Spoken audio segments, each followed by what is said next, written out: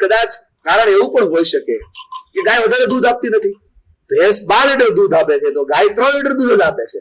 તો આ ગાયને વધારે દૂધ આપતી કેવી રીતે કરાય? તો કારણ કે આપણને તો અત્યારે યુવાનો પણ જોઈ રહ્યા છે, આપણને વડીલો પણ જોઈ રહ્યા છે, અને આખા ભારતના પશુપાલકો પણ આપણે જોઈ રહ્યા છે. તમારા પ્રત્યે જો આ ગાયને પ્રેમ છે, તમારી પાસે જેમ આવે છે એમ અમારા દરેક પશુપાલકોને પણ ગાય પ્રત્યે પ્રેમ થાય, ખેડૂતોને પણ ગાય પ્રત્યે પ્રેમ થાય.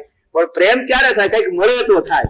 તો આ ગાયો વધારે દૂધ આપે એના માટે આપણે શું કરવું? આ બી તમે અમને જણાવો.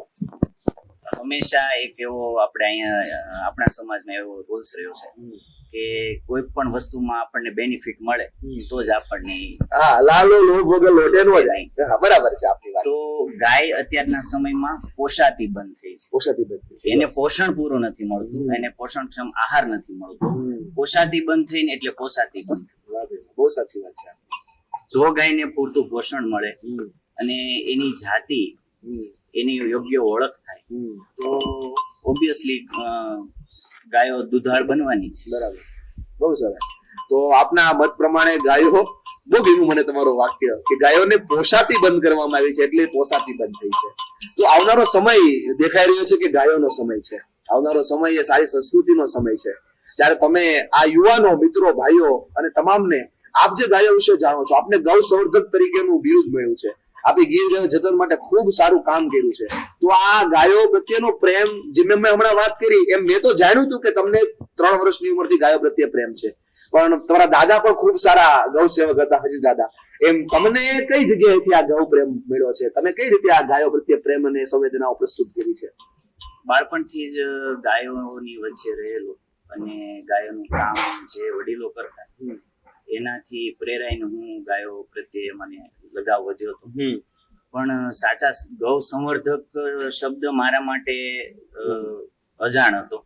પણ દાદાએ જ્યારે ગાયોની પ્રજાતિ ઓળખી અને ગાયોની પ્રજાતિ ઉપર કામ કરવાનું તે સમયે ચાલુ કર્યું હતું ત્યારે એ ગૌ સંવર્ધક કહેવાતા. તો એ સમયે મને ગૌ સંવર્ધક એટલે શું એ ખબર નહોતી ખબર. બરાબર. હરજી દાદાએ જે અમને વારસામાં જે જાતવાન ગાયો આપી છે એ જ એને બિરુદ આપ્યું છે. બરાબર છે, ગૌ સંવર્ધક હરજી દાદાની સાથે મુકુંદ દાદા એક વ્યાસ કરીને હતા, એમના ખાસ મિત્ર. પછી અવારનવાર બીજા આ ગુજરાતના ગીર ગાયોના જે બ્રીડરો હોય એને મળવાનું થતું હોય દાદા. ત્યારે મારી નાની ઉંમર અને હું દાદા સાથે અવારનવાર જતો.